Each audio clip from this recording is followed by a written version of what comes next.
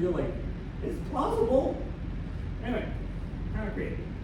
All right, health club. Like people all the time go like, it's so intimidating when I go in there.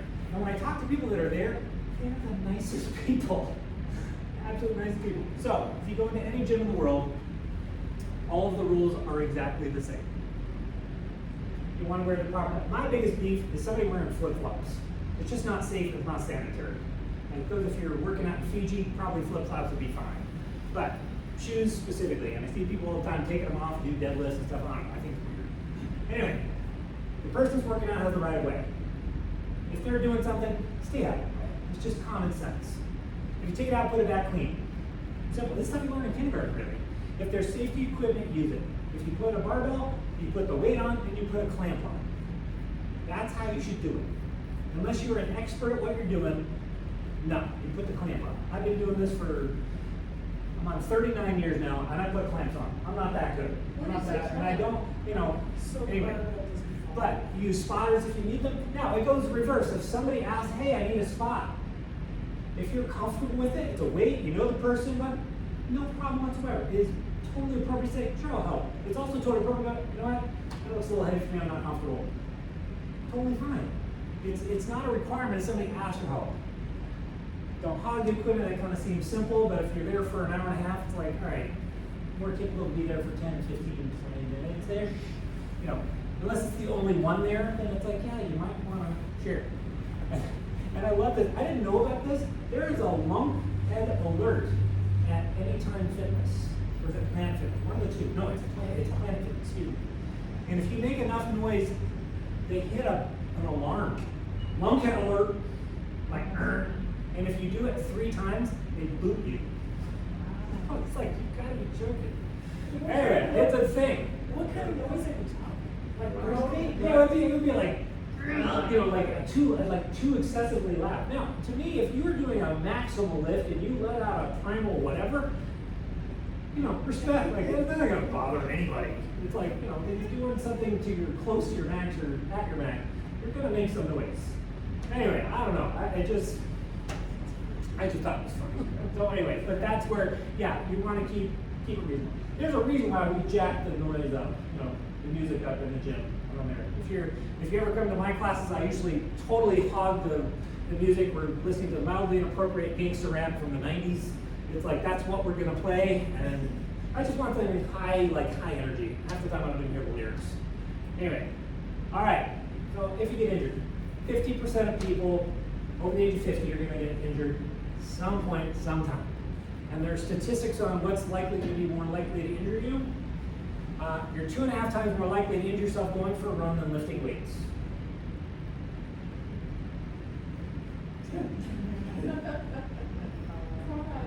Yeah, well, that's when you come see me. Well, and why is that? Why are you more apt to get injured running than weights? I think it's the unpredictability of the roads. If you run around here, there's like a arch and you're facing traffic, and you're like, I accidentally run a 10K a couple years ago. And I say that because I should just ask for a ride. And where I lived to where I had to pick up my car, I didn't think was that far. And then I got deep enough into it that I'm like, crap, I can't turn around. I'm just as close to where I'm going as where I need to be. And anyway, got dark. I wasn't wearing any reflective clothing. There was no sidewalks, so I was running on Mountain View Road, and then got to Palouse River Road. And I could only run when there was enough light, but not too much light. And then I kind of pushed over to the side of the road, and then I slipped and fell. It was like this, it's just a nightmare. But runners, it's much more common. But once again, now we go back to the forces, 2 to 3 times your own body weight for 1,000 steps a mile. That's running. So it's like, okay, do the math. It's like it's a lot of steps, a lot of weight, a lot of stuff where people just not always the load they can handle. Because they tend to overtrain or not cross-train to give themselves a chance to recover. So anyway, it's not gonna automatically happen to everybody, but it's just those are the stats. Okay, for some of you, what do I need to do for you if you get injured? For some of you, nothing. Statistically, if you have a back problem, 80% of you in this room, in 2 weeks, you'll be just fine no matter what you do. What are the stats? Soft tissues heal. If I could put that in red neon lights in every room in my PT clinic, I would. Soft tissues heal. Body is built to heal. Now, when things heal but still have a problem, now we're back to that pain thing with Adrian Lowe.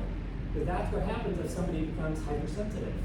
Now, I'm not talking about like complex regional pain syndrome or fibromyalgia or something. Those are a different animal per se, to an extent. Because still, the brain still decides what's painful. But for the most part, soft tissues heal. Okay, and statistically, for most of you, if you had an injury, if I just took you to the gym and dropped you off 3 times a week, to a certain extent, you get better. Because statistically, you wouldn't hurt yourself. You do something reasonable. You would have a new, well, we'll get to this in a minute, but you'll have a new potential social network if you go on a regular basis. And you're around healthy, other people doing healthy stuff. The reason why people are at the gym is to get their endorphin release. And now you're just in the club doing the same. So here's how you progress forward. And this is like anywhere along the lines of that frequency, duration, or intensity. Is like, yeah, you want to stay in the yellows and greens. There's no reason to go on the red lights. We've all accidentally overdone it. There was an exercise class that I went to, and they did a move called the Romanian deadlift. And it's not like it's a hamstring exercise, it's a butt exercise. You're just hinging through your hip. It wasn't very heavy. I chose the weight, but the rep amount was so high that I didn't really think about it when I was in the middle of it. And I was sore for 5 days. And I was like, and it was totally my fault. It was nothing that the instructor did, nothing. It was my own fault. I chose the wrong resistance. So my intensity was too high. And I paid for it. I didn't get injured, but boy, oh boy, did I feel it. So once again, want to stay out of the reds. All right. So after joint replacement, they're way better than they used to be. I'd say in the last 10 years, they've changed a whole ton as well. And so basically, anybody can get back to low impact activities. Golfing, the hiking, the different stuff. The high impact stuff, the research is a little spotty. But this is where some of us are a little more liberal. I would say let's do the work and let's find out. Because if somebody's motivation is to get back to something super exciting that they just love, I'm not going to be the one to say no. You know what we're going to say is like, oh, what do you want to do? Oh, we got this to do, and this to do, and this to do, and this to do, and this to do, and this to do, and we have to do it in that order. Now, if we only get halfway up and you decide, yeah, I don't think I can get there, you've decided. I didn't decide. I'm going to help you get there, so I'm going to sleep well either which way, but for the most part, we have to then do the work. You just can't just show up and expect things to just go great. So, anyway. The failures that have happened with these that they found had zero relation to what they were doing. I've had 2 knees in 30 years not recover from any type of surgery that was knee related. And both had failures with whatever joint thing they had going on. And it was like one screw came out and the other one, something happened to the inside. So it had nothing to do with what the person was doing, what we were doing in rehab. It failed. And they do. They're small percentages, but they do sometimes fail, unfortunately. So, best thing to do is get your pre-season screening with your doc, make sure you're good to go, break down activity, and then start your thing. That's the way to do it. Doesn't matter what you're doing, just gotta break it down. You know, there's some great, like you can look at any sport, any activity, and break it down. And it's, the information's out there. You know, a World Cup soccer midfielder is gonna run 6 miles. They're going to jog 50% of the time. They're going to sprint 25% of the time. They're going to walk 20% of the time. They're going to do probably less than 10 maximal jumps. They're going to have the ball 11% of the time. That is a world-class midfielder in the World Cup. It's like, wow, you couldn't be more descriptive? You know, it's like, but it will be different from each sport, activity. You know, you look at a quarterback versus offensive lineman versus receiver. You know, it's like they're all absolutely different when you look at football. Or American football. But when you look at like basketball, yeah, you're all running up and down the court. So yeah, those innate things are going to be more similar. So what are the other benefits we really haven't talked about? So this study came out on having coffee with your friends was the equivalent of you working out. And I was pissed when this came out. Well, because we're asking basically, it goes antithetical to everything I'm teaching. Of course, but what had happened is the social aspect is so strong that the oxytocin you get from going out with a friend. Plus, think about your morning when you go out for coffee with a friend. You gotta get up, you gotta get dressed, you gotta get transportation, you gotta go down, you gotta buy your coffee, you gotta hang out with your friend, you gotta do everything in reverse.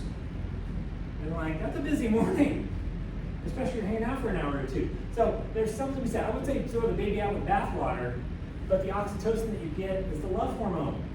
And you can get with humans or animals, but that's what gets released when we're talking about these interactions that are social.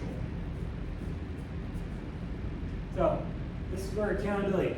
The saddest thing that happened to me in 2023 is one of my workout buddies moved to New Mexico. And I told him, you can't leave until you find a replacement. And he left anyway. And we're still good friends, but it was just, there was some level of accountability. It was not like if I didn't show he was gonna, beat me up or anything like that. He was 30 years younger, way better looking, smarter, all that good stuff. But it was just, there was some level we were together in it, and then if I'm gonna go, even if it wasn't him, I know Chris is gonna be there, so I'm gonna show. And so if there's just two of us with the coach that's teaching it, there's something like, okay, there's a class, and it's just me, I now tell the coach, go home. Just give me the program and go home. I don't want you to sit here and watch me work out. That's not what I like. I wanna do it in a group. And you know why? People like group suffering. They like doing it together. In yoga, the group energy is called Sangha. And I tried to do yoga one time at home with Pattabhi Jois, one of the best yoga instructors in Ashtanga in the world, and I made it 15 minutes. I was bored out of my mind because I was by myself. So, that being said, there's something about that. I mean, I remember basketball practice, if you got in trouble, what would they do? They would run you to death. But if they put the whole team on the end and said, okay, get on the line, that's the end of practice. We're all doing this together. They found Navy SEALs that got through training, you know how they got through, that were successful. They weren't the best, they weren't the fastest, they weren't the All-Americans. They were the ones that cared about the guy to the left and right of them. They were doing it for the guy here and here, not for themselves. I'm going to stick it out because him and him are still sticking it out. That is fascinating to me. Yeah, I wouldn't think that would get me through. What's it called? I don't say dead week, but that's college. I can't remember what they call it. Anyway. Hell week? Hell week, thank you. And they keep making it longer. Watch those shows and I'm blown away. Okay, so once again, we get to the gym, everybody's doing something healthy. No, it doesn't have to be the gym. So let's get that straight too. But you might have a group that you like that's doing something. Could be a hiking group, could be a ski group, could be a whatever. It doesn't, I'm just using the gym because that's where 25% of you have a membership anyway. Now, here's the thing. Yeah, endorphin, that's a neuropeptide that makes you feel good. Then, oh, here's the other thing about endorphins. It's a pain reliever. That's its actual main function as an analgesic. Its secondary function, makes you feel good. Okay, here are the tests. Your grip. I brought a grip dynamometer in here, and you can send this around, and here are the numbers. They're on this. Just kind of pass that around. The front has women, men on the back. So you can get a ballpark of someone's overall strength with what your grip strength is. Because if you increase the weight that you're lifting, your commensurate grip has to go with it.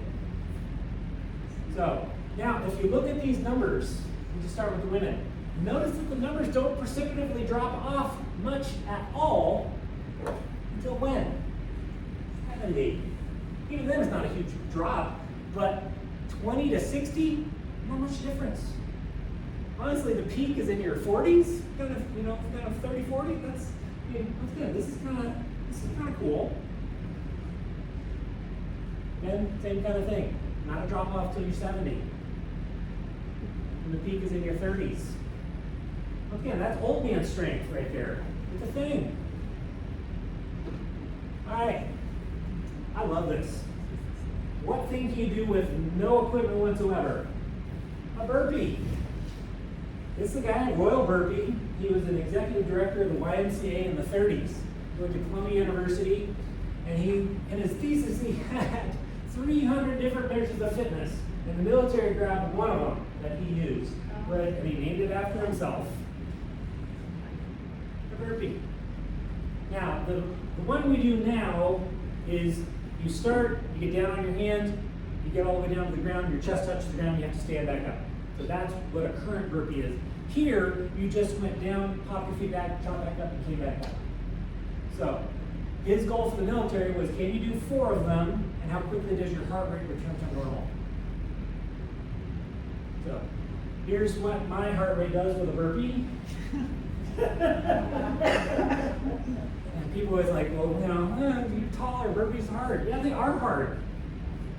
I hate them. If I see them work out, I'm like, ooh, dang, I gotta do some burpees. So what's a burpee? What's one to begin with? Okay, so this is. No, what to begin with?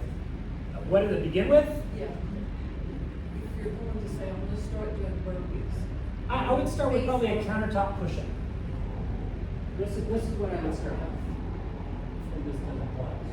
But that's where I would start. And so a normal countertop is 36 inches. So your kitchen counter sometimes can be 38. So if the bathroom counter is 36 and you want the higher one, go the higher one. Work up to sets of 15 to 20, 3 sets. You're ready for the 36 inch. There usually isn't something super sturdy below your bathroom counter, but if you can do sets of 15 to 20 on the countertop, you can do 5 push-ups on the floor on your knees. That's the jump. On your knees, yeah. On your knees, yeah. Right. It's a progression. That's a progression. Wait, you're gonna show us how to do a burpee? Okay, so here's what a current, so his burpee was, you go here, and you go here, here, you go back up, and you come up. So it's like, anyway, the current burpee now is this, you go all the way down, and you come back up, you jump, and you clap, is what a true burpee is. Not many people do clap. I do. My coach Carissa goes, I know when you're doing burpees, Steve, because I always hear your stupid clap. Okay, you can tell that when Terry, we work out occasionally together, he's on like his 9th, I'm on like my 4th. Was a bit of a scare story, but it was really big news to me. A girlfriend that had osteoporosis, she was trying to do the right thing, and she went to the gym, and she did one of these reverse push-ups. Yep. Her legs were out and lowered herself down, and she collapsed. Her sternum broke. And she's tiny. It wasn't like she was lifting a lot of weight, so I think you gotta get checked out by your doctor. Absolutely. There's a sweet spot there. But I also don't want you to be afraid. Like, okay, those are extremely rare. You know what I mean? And usually you're going to get red flags before that stuff happens. Classic. Accidents happen, different things happen, I totally get that. But usually you're going from green to yellow before you get to red usually. She's so active and so healthy that it was a total shock. Gotcha. Yeah, and sometimes there can be something underlying. So, once again, it's like everything different. Okay, but if you look at what a burpee looks like, it's a life skill. Getting on and off the ground. It doesn't have to look like that, but if you can't get some, I have story after story after story of people falling down, not getting up, and they are down for hours, in some cases days. And that is scary as hell. And when I hear somebody go like, I made my peace with God kind of stuff. Because he didn't think anybody was going to find him. And you're on the 3rd day, like, yeah, it's very possible that somebody wouldn't. So anyway, it's a thing. So. And it's that kind of idea of in a lot of Asian countries where they sleep on a mat on the floor, they're doing that all the time. And they're sitting, eating, they're squatting.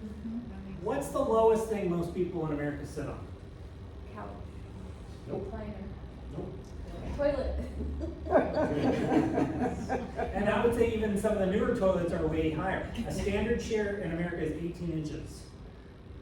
Now, I have people that can't get out of that 18-inch chair, and we'll talk about that here in a minute. But yeah, when you have that occasional futon or a couch that is lower, yeah, it is difficult. But once again, I would say, what's the shortest chair you got in the house? You should be practicing off that one. Because if you can get off that one, you can get off any other one. I tell my patients, if you can get off this 18-inch chair, you can go anywhere in the community, you can go to the movies, you can go to the restaurant, because you can get in and out of the chair without help. And it's not saying it's bad if you need help, it's just more so like, yeah, if you want to be independent, you got to be strong. There's a direct correlation to your cardiovascular fitness and your leg strength. Those are the 2 best indicators. Are you going to live by yourself for a long period of time? You gotta have good heart and lungs, you gotta have some thigh strength. And it makes perfect sense when you look at it that way. Yeah, I better have a good kicker, and I better be able to get out of a chair. Okay, this is the latest research. The research is coming with this. But Farmer Care, this is holding equal weight in both hands. For men, you want to be able to 100% of your own weight. If I'm 210 pounds, you have 105 pounds here, 105 pounds here, and you walk a minute. For women, they want 75% of your weight. Now, this is for a 30-year-old. The research will likely go down 5% per decade. So if I'm 50, do the math, it's 95 at 40, I should be at 90%, likely in my 50s. Now, I did this a few months ago. It took me 6 weeks to get to it. I was able to do it, and I was looking at the clock for the last 10 seconds, I'll tell you. It was hard. But the people that can do this do not need help in their last decade of life. Now, here's the funny part. We don't know when your last decade of life happened. That's the ironic piece. But if you can do this, you can go up a flight of stairs, you can open up a jar, you can take your laundry up and down. You know, that's the stuff that you can do. So, Farmer Care. Now, what if you can only carry 10 pounds in each hand? That's where you start. And you know where you go next? The 12-pounder. You know where you go next? The 15-pounder. And you know where you get all that stuff? The gym. You can buy it yourself, but it's way cheaper when you got a whole rack that someone else has paid for. And you just go, because, once again, if we give you the pink weights, what does that do for you? Not enough. It doesn't give you the stimulus to change. None of this stuff is easy. I'm not saying it's easy. You've got to put in the work if you want to change. That's what it gets. Please. How do you build strength in your back if you do have osteoporosis or osteopenia and the chiropractor's directing you to not lift more than 30 pounds? So how do you, if you take, I heard you say increase calcium and strength lifting, weight lifting, but what would be a pattern for that? Okay. So you got to figure out where you can start. Like I'll start people with body weight. And if I systematically, over time, because basically if you can work at this for a journey, not a destination, then we're going to be able to go to 5 pounds. We're going to be able to go to 7. We're going to be able to go to 10. Like you're going to be able to move up the food chain if you do the work consistently. I think that is, honestly, I think that's crappy advice. Now, I'm not saying you're going to the barbell with 100 pounds tomorrow, but why limit somebody when they don't have to? Now, I have my own personal opinion. We can talk about it afterwards about chiropractors. That's the reason why I'm in PT. Because my goal here is to have you work me out of a job. I want to educate the bejesus out of you, and that you never have to come back to me for that same problem ever again. Because you know why? You know everything I know. And you know the progressions to go from where you are to where you want to go. And if you ever stumble, you know exactly where you need to start again. Now, you may come back for another problem. I'll happily help you with that one. But if you come back for the same problem, ideally we will go to the exact same spot we started. And I go, oh, remember what we did on day one? We're going to do day one again. Now, if the research changes, we're going to do something different. Or if I find something else that works. Because there's the gold standard of treatment. But what if that doesn't work with everybody? Because it doesn't. But that's where the OCS is really good at. It basically says, yeah, no, if that doesn't work, okay, well, you should start here at least. And so that's why I'm like, okay, the OCS is probably the easiest thing I have on my list of things I got. It was just a test. It was just saying, like, here's the gold standard for the shoulder, here's the gold standard for the back, here's the gold standard for the hip. Okay, anyway. With the chiropractor saying don't lift over 30, it kind of feels a little ironic because to build bone density, you need to lift. That's why I think it's not the best advice. No. Now, here's the thing: chiropractors are not. They do not have training in neuromuscular therapeutic exercise, therapeutic activity, neuromuscular re-education. That's me. That's what I do all day, every day. If he or she does stuff like that, you know how they got it? They went to a course. They took a weekend and they learned something. So to me, that's where it's like, that's why it's like, where do you want to get your information? You know, and who do you trust? Now, I would say, trust your own intuition. If you think 30 is not that much and you pick up a 25-pound laundry basket and run it up a flight of stairs, 30 doesn't seem like a big stretch to me when you're already doing 25. I mean, a couple bags of groceries, like a gallon of milk is 8 pounds. Like, we've all been like, oh crap, you know, no, I'd say if that's too much, do 2 trips. But it's totally doable, and why would we limit ourselves? I just, like, to me, it's, anyway, that's my opinion on that. So, okay. Here's 5 times sit to stand test. You can't use your arms for this. It's a standard 18-inch chair. How quickly can you get in and out of it? Here are the numbers. Wherever you are in which decade, take a picture. Can you demonstrate what we're talking about here? So with this one, I can't use my hands. I don't have to put them on anything, but I can be here, I'm gonna go up and down, I have to go all the way up. So I can't just go here, I have to come all the way to full standing and back down. Okay. 5 times as quickly as you can. It starts when you start to lift off, it stops when your butt hits the table. Excuse me. It's like chair squats. Basically, this is body weight. Now, somebody that can't do this, they are a higher fall risk, and what do they need? Some type of assistive device to help them from not falling. The farther away you are from this number, the higher fall risk you are. It's not a guarantee you're gonna fall, it's just the statistics would say in the next 3 months, you're more likely to fall. Does this mean it would take you 14 seconds to get up and go back down? Correct. For 5 14.8 hours. to go up and down 5 times. Oh, for 5, oh, I see, yeah, I Yep. see that there. Yeah, so that's this test. The next one, the 30 seconds. So what's interesting is I can sometimes do 2 tests at once. Because if somebody I know can do 5, now, if it takes you 45 seconds to do 5, it takes you 45 seconds to do 5. But remember, we go back to this, now you're way over your 11.4, 12.6, or 14.8. But I can't use my arms on this test. The 30 second sit to stand test, you can. So that's the difference. So you can use a chair with armrest. I can push off with my hands. And I'm just doing as many of these as I can do in 30 seconds. So here are the numbers for women. Green is good, red not so good.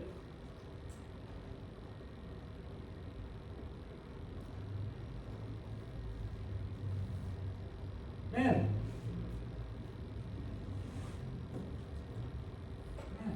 You don't need any equipment? Can you put up the words again? Yeah, absolutely.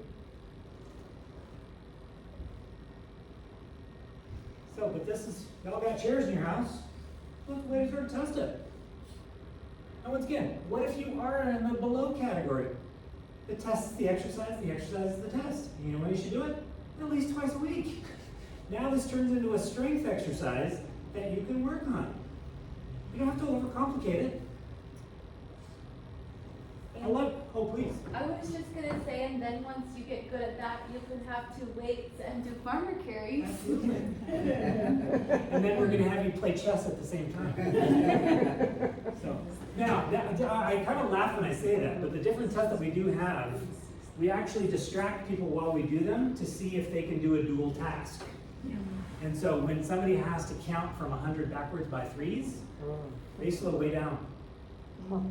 I mean, you know, months in a reverse order, days of the week in reverse order, they're like Sunday, Saturday, you know, it's like while they're doing it, and they have to slow down. There are people I know that can't walk and talk at the same time.